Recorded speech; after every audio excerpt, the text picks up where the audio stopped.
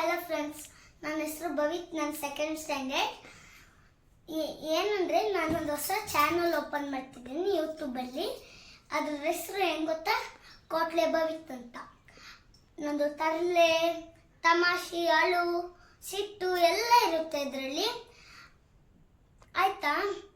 ಅಲ್ಲಿ reels, videos ಎಲ್ಲನೂ upload ಮಾಡ್ತೀನಿ.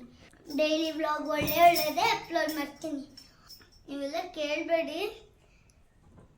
ಓದೋ ಮಕ್ಕಳಿಗೆಲ್ಲ ಯಾಕೆ ಯೂಟ್ಯೂಬ್ ಅಂತ. ನಾನು ಓದ್ತೀನಿ, ಚೆನ್ನಾಗೇ ಓದ್ತೀನಿ. ಅದ್ರ ಜೊತೆಗೆ ಒಂದು ಹೊಸ ಆ್ಯಕ್ಟಿವಿಟಿ ಇರಲಿ ಅಂತ. ಯಾಕೆ ಹೇಳಿ? ಓದೋದ್ರ ಜೊತೆಗೆ ಅದರ ಒಂದು ಆ್ಯಕ್ಟಿವಿಟಿ ಇರಲೇಬೇಕಲ್ಲ.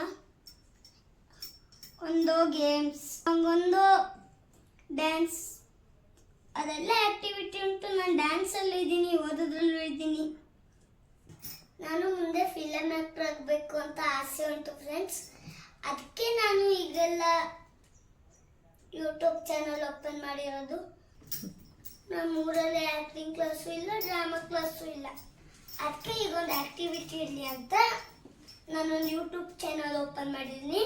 ಅದ್ರ ಹೆಸರೇನು ಆಗಲೇ ಹೇಳಿದೆ ಅಲ್ಲ, ಕೋಟ್ಲೆ ಭವಿತ್. ಅದರಲ್ಲಿ ಸಣ್ಣ ಪುಟ್ಟ ತರಲೆ ಎಲ್ಲ ಮಾಡ್ತೀನಿ, ನೋಡಿ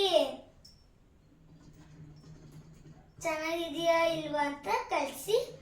ಈಗಲೇ ಮೊದಲೇ ತರಲೆ ಮಾಡ್ತಿದ್ದೀನಿ. ಅಂತೂ ಅಮ್ಮ ಹೇಳಿದ್ ಕೇಳ್ತಾ ಇಲ್ಲ. ನಾನು ಚೆನ್ನಾಗೂ ಓದ್ತೀನಿ, ನಾನು ಚೆನ್ನಾಗೂ ರೀಲ್ಸ್ ಮಾಡ್ತೀನಿ. ಪ್ಲೀಸ್ ಕೋಟ್ಲೆ ಭವಿತ್ ಚಾನಲ್ನ ಸಬ್ಸ್ಕ್ರೈಬ್ ಮಾಡ್ಕೊಳ್ಳಿ ಫ್ರೆಂಡ್ಸ್. ಇದಕ್ಕೂ ಲೈಕ್ ಮಾಡಿಬಿಡಿ ಫ್ರೆಂಡ್ಸ್, ನಂಗೆ ತುಂಬ ಖುಷಿ ಆಗುತ್ತೆ. ನಮ್ಮ ಚಾನಲ್ ಹೆಸರು ಹೇಳಿ ಹೇಳಿ ಹೇಳಿ ಹೇಳಿ. ಅಯ್ಯೋ ಪ್ಯಾಂಜಾಯಿತು. ಅಯ್ಯೋ ಅದೇ ಒಂದು ನಂದು ಚಾನಲ್ ಹೆಸರು ನೀವೇ